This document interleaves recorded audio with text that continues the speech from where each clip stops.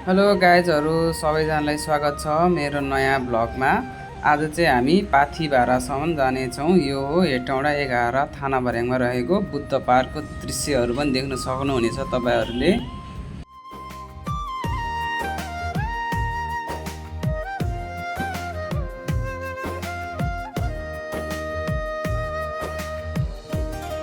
ल गाइजहरू हामी चाहिँ अब ट्यागको उकालो चढ्दैछौँ। बिहानीको त्यो मिठो घाममा नयाँ सपना बोकी हिँडेमा सानो बाटो ठुला रहर। गाइजहरू यहाँ चाहिँ ठाडै उकालो छ है। हाम्रो दोस्तको यहाँ हालत भइसकेको छ। यो सानो यात्रा मिठो सम्झना दिस इज अ काफल के हो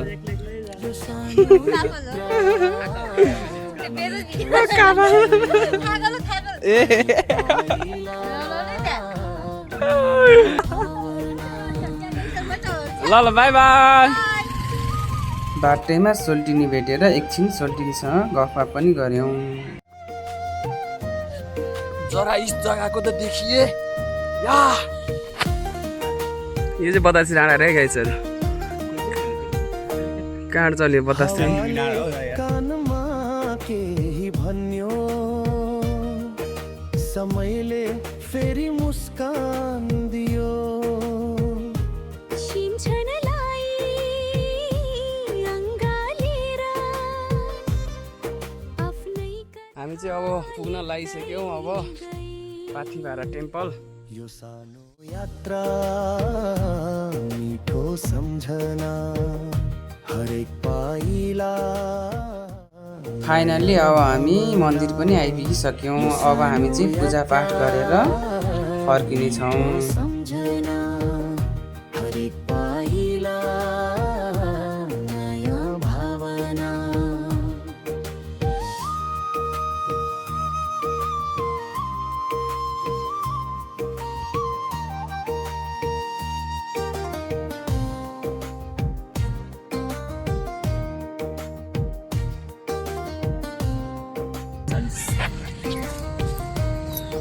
अब हामी टिकट लिँदैछौँ गाइजहरू।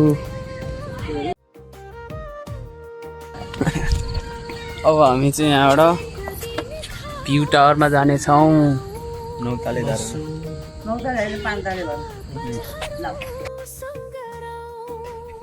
हेलो गाइजहरू, यहाँ एकदम रमाइलो भइरहेको छ। यो दृश्यहरू जुन देख्न सक्नुहुन्छ तपाईँहरूले, यो दृश्य चाहिँ हेटौँडाको हो।